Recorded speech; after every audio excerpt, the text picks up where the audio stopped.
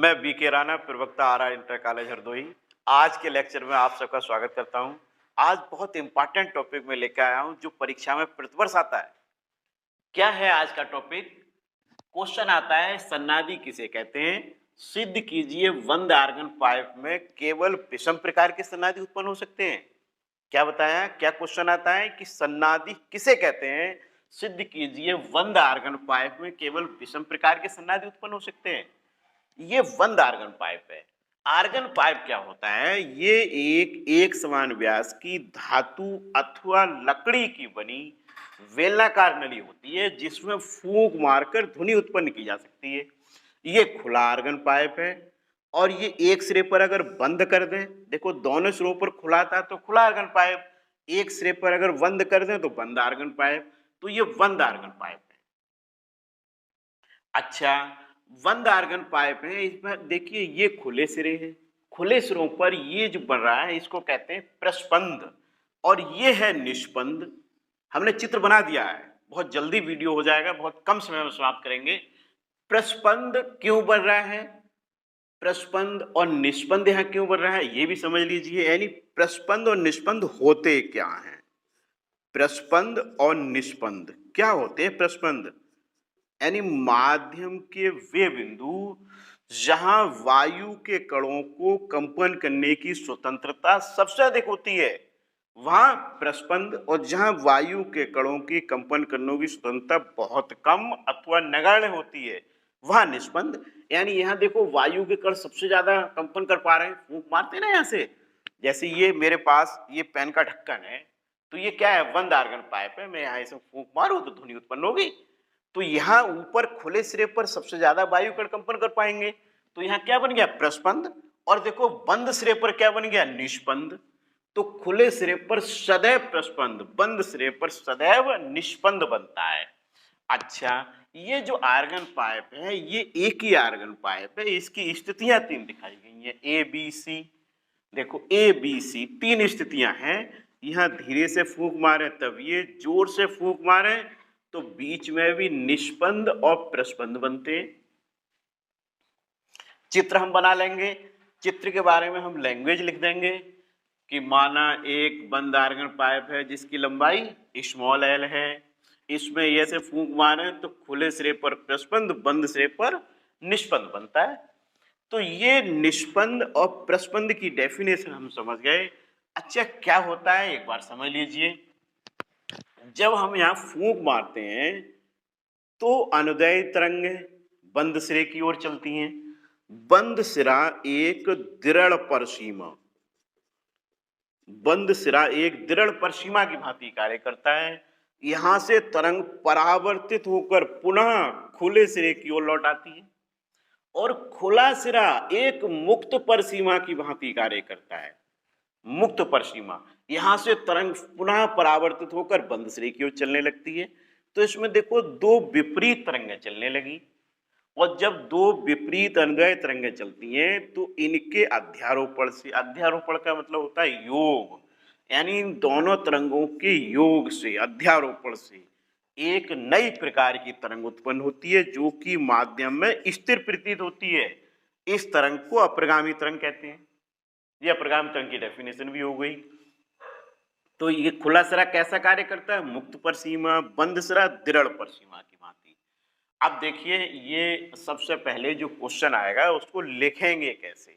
अभी तक तो मैंने इसके बारे में समझाया, आप कॉपी में कैसे लिखेंगे अब इसको समझ लीजिए। सबसे पहले तो सन्नादी की परिभाषा, जिन अधिश्रुकों की आवृत्तियां मूल श्रुक की आवृत्ति की पूर्ण गुणज होती हैं उन श्रुकों को सन्नादी कहते हैं। क्या बताया? जिन अधिश्रुकों की आवृत्तियां मूल श्रुक की आवृत्ति की पूर्ण गुणज होती हैं, जैसे पूर्ण गुणज जैसे 1 2 3, ये पूर्ण गुणज में आ रहा है, इसको कहते हैं मूल श्रुक या मूल आवृत्ति। और इनसे बड़ी आवृत्तियों को कहते हैं अधिश्रुक। ये अधिश्रुक है, ये प्रथम अधिश्रुक, द्वितीय अधिश्रुक। ये पूर्णांक होता है, जैसे 1 ये गुणांक है, 1.5 2.3 3.5, इस टाइप से नहीं होगा, पूर्णांक होगा। तभी लिखा है पूर्ण गुणज होती है, उन शुल्कों को सन्नादी कहते हैं। तनी हुई डोरी अथवा वायु स्तंभों में उत्पन्न सन्नादी इत्यादि। देखो अब हमारे समझ में ये तो आ गया कि ये क्या है। अब इसके बारे में देखो, यहाँ से कुछ लैंग्वेज लिखी जाती है। वो लैंग्वेज क्या लिखी जाती है वो मैं बोल देता हूँ, वो आप लिखेंगे। यहाँ लिखेंगे, यहाँ से लेके यहाँ तक क्या है। देखो, सन्नादि की परिभाषा लिख देंगे, उसके बाद चित्र बनाएंगे, और जो लैंग्वेज क्या लिखेंगे उसको मैं बोलता हूं, ध्यान से सुनिए। उसको लिखाएंगे नहीं, आप सुनेंगे तब लिखेंगे। यदि हम बंद आर्गन पाइप के खुले सिरे पर धीरे से फूंक मारें तो अनुदैर्ध्य तरंगें बंद सिरे की ओर चलती हैं। बंद सिरा एक दृढ़ परिसीमा की भांति कार्य करता है। यहां से तरंग परावर्तित होकर खुले सिरे की ओर वापस लौट आती है। खुला सिरा एक मुक्त परिसीमा की भांति कार्य करता है। यहां से तरंग पुनः परावर्तित होकर बंद सिरे की ओर चलने लगती है, जिससे दो अनुदैर्ध्य तरंगें विपरीत दिशा में चलती हैं। इनके अध्यारोपण से अप्रगामी तरंग उत्पन्न होती है। ये हमें लैंग्वेज लिख देनी है। अच्छा, फिर नई लाइन से हम क्या लिखेंगे? बंद सिरे पर वायु के कणों को कंपन करने की स्वतंत्रता बहुत कम होती है, अतः सदैव निष्पन्द बनता है। खुले सिरों पर वायु के कणों को कंपन करने की स्वतंत्रता सबसे अधिक होती है, अतः खुले सिरों पर सदैव प्रस्पंद बनता है। ये लैंग्वेज आप लिखेंगे। अब देखो, ये लिखने के बाद इसके बाद जो है वो मैं लिखा देता हूं। क्लियर हो गया? अभी जो समझाया वो यहां से यहां तक लैंग्वेज आप लिखेंगे। उसके बाद अब जो मैं बता रहा हूं उसके बाद का है, ये उसके बाद का है। देखो, ये पाइप की लंबाई कितनी है? L। अच्छा, इसकी जो तरंगदैर्ध्य है वो कितनी है? λ1। देखो, चित्र ए के अनुसार, चित्र ए के अनुसार स्मॉल l बराबर λ1/4 और λ1 बराबर कितना आ जाएगा? 4l। अब देखो, यदि आवृत्ति n1 हो, तब एक सूत्र होता है ना, b बराबर n लैम्डा, तो उसके अनुसार n1 बराबर क्या आएगा? v/λ1। v/λ1 की वैल्यू लगा दो, तो n1 बराबर v/λ1 की वैल्यू लगाएं तो 4l। इस सुरक को लिख दो, इस सुरक को मूल सुरक या प्रथम सन्नादि कहते हैं।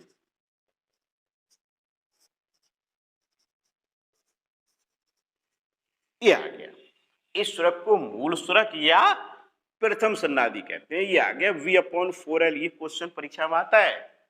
इस पर न्यूमेरिकल आएगा कि मूल आवृत्ति, तो मूल आवृत्ति भी कह देते हैं, इसको मूल सुरक भी कहते हैं। सबसे कम आवृत्ति को, न्यूनतम आवृत्ति को मूल आवृत्ति कहते हैं, इसके सुरक को मूल सुरक कहते हैं। प्रथम सन्नादि है ये। यहां तक क्लियर हो गया चित्र ए के अनुसार। अब देखो, यदि हम जोर से फूंक मारें तो बीच में भी निष्पन्द व प्रस्पंद बनते हैं। ये तो कब था? जब धीरे से फूंक मारे। लैंग्वेज हमने लिखवाई थी। देखो, यदि जोर से फूंक मारे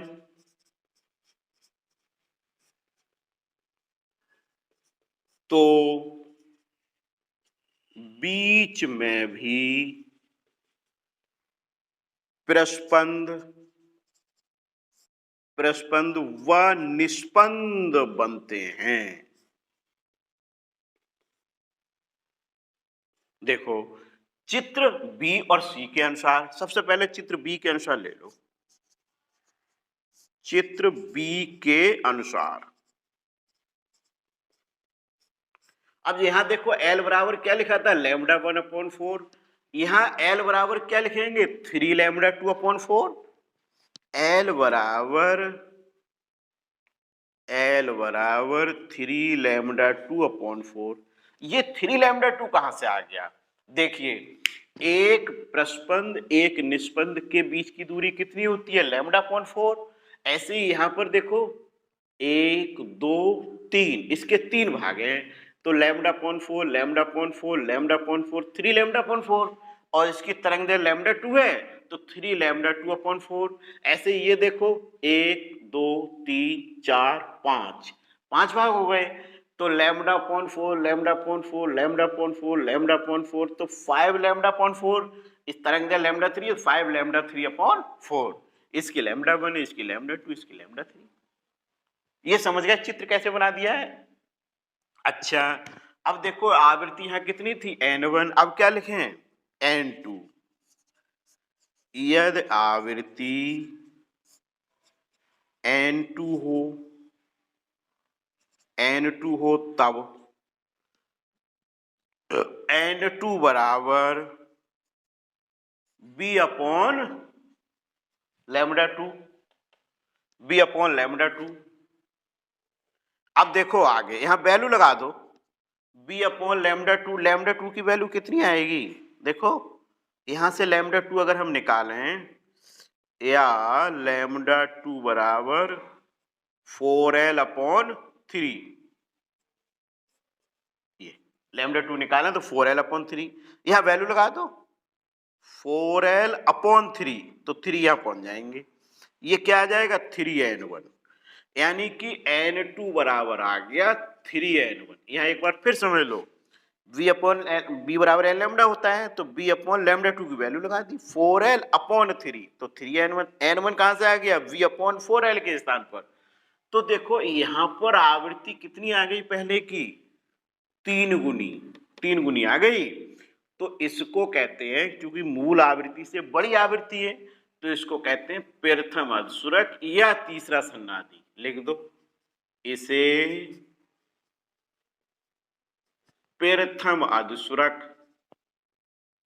अधस्वरक व तृतीय सन्नादी,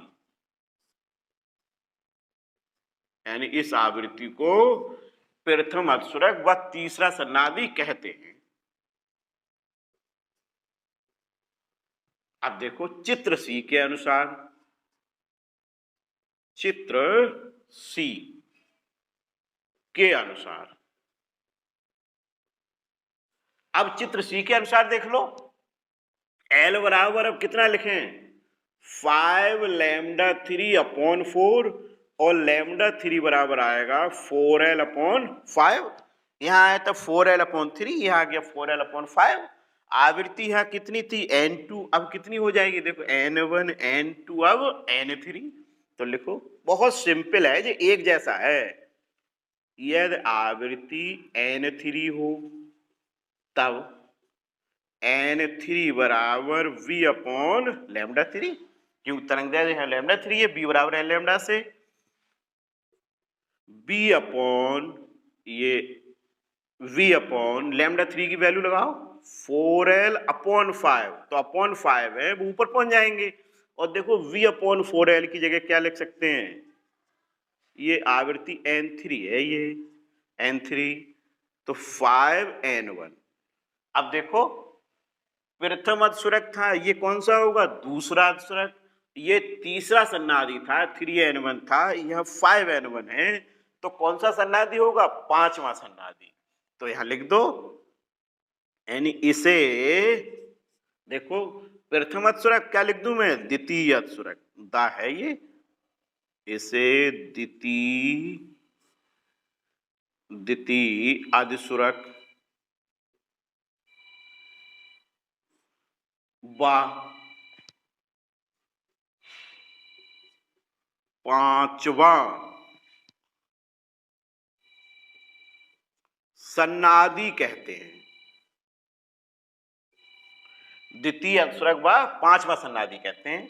अब देखो यहां तक तो हो गया, अब इसी प्रकार अगर आगे के होते तो उनको भी निकाल देते, यानी यहां लैंग्वेज लिख दो इसी प्रकार आगे के अधस्वरकों आगे के अक्षरकों की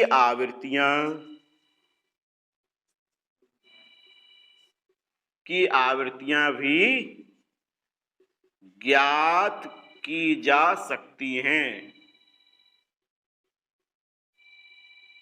अतः N1 अनुपात N2 अनुपात N3, देखो 1:3:5, ऐसे 1:3:5। तो क्या देखा आपने, यानी कि स्पष्ट है। नई लाइन से देखो मैं क्या लिख रहा हूं, यानी स्पष्ट है कि बंद आर्गन पाइप में केवल विषम सन्नादी ही उत्पन्न हो सकते हैं, विषम सन्नादी ही उत्पन्न हो सकते हैं। बंद आर्गन पाइप में केवल विषम सन्नादी उत्पन्न हो सकते हैं। ये डेरिवेशन कंप्लीट हो गया। एक बार फिर समझ लो क्वेश्चन क्या आएगा। सन्नादी किसे कहते हैं, सिद्ध कीजिए बंद आर्गन पाइप में केवल विषम सन्नादी उत्पन्न हो सकते हैं। तो आप सन्नादी की परिभाषा लिख देंगे, उदाहरण आप लिख देंगे। सन्नादी की परिभाषा तो हर साल आती है, आएगी ही। फिर देखो बंद आर्गन पाइप का चित्र बना देंगे। फिर यहां से यहां तक हमने बहुत सारी लैंग्वेज बताई थी। क्या बताई थी, एक बार पुनः रिवाज करते हैं। यदि हम बंद आर्गन पाइप के खुले सिरे पर जिसे फूंक मारें तो अनुदैर्ध्य तरंगें बंद सिरे की ओर चलती हैं। बंद सिरा एक दृढ़ परिसीमा की भांति कार्य करता है। यहां से तरंग परावर्तित होकर पुनः खुले सिरे की ओर लौट आती है। खुला सिरा एक मुक्त परिसीमा की भांति कार्य करता है। यहां से तरंग पुनः परावर्तित होकर बंद सिरे की ओर चलने लगती है, जिससे विपरीत दिशा में दो अनुदैर्ध्य तरंगें चलती हैं, अप्रगामी तरंग उत्पन्न होती है। कहेंगे बंद सिरे पर वायु के कणों को कंपन करने की स्वतंत्रता बहुत कम होती है, अतः बंद सिरे पर सदैव निष्पन्द। खुले सिरों पर वायु के कणों की कंपन करने की स्वतंत्रता सबसे अधिक होती है, इसलिए खुले सिरे पर सदैव प्रस्पंद बनता है। ये लैंग्वेज लिख देंगे। अब लिखेंगे यदि पाइप की लंबाई L, पाइप की लंबाई कितनी हो, स्मॉल l हो, तब चित्र ए के अनुसार, ये देखो चित्र ए के अनुसार इस स्रक को मूल स्रक प्रथम सन्नादी। यदि जोर से फूंक मारे तो बीच में भी देखो प्रस्पंद और निष्पंद बनते हैं। तो चित्र बी के अनुसार, चित्र बी के अनुसार आवृत्ति N2, देखो फिर तो एक जैसा है।